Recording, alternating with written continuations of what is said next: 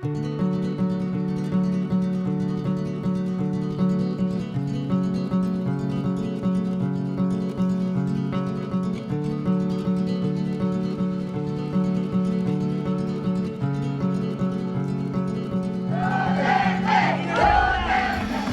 mahinahon na panawagan sa ating pamunuan sa Pilipinas, sa ating bansa, na sana wala naman sanang jurisdiction ang ICC, sana doon na lang sa ating.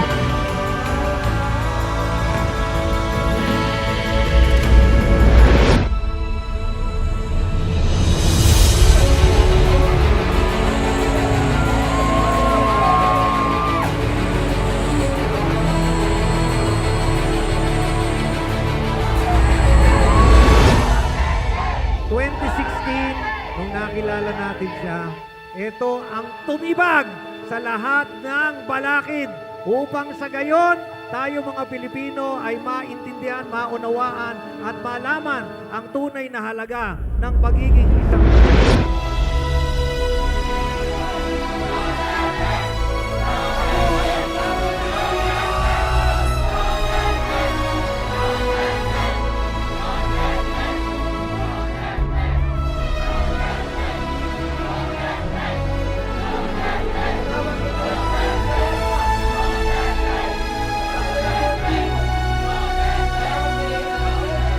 maiksi lang po sa sambayang Pilipino.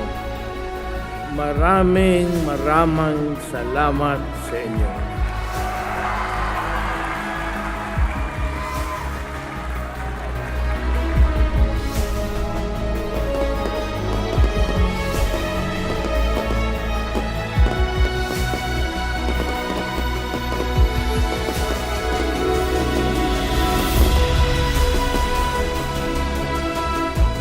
Now that I am already at the tail end of my administration, I thank everyone who has helped me realize the dreams we have for our country.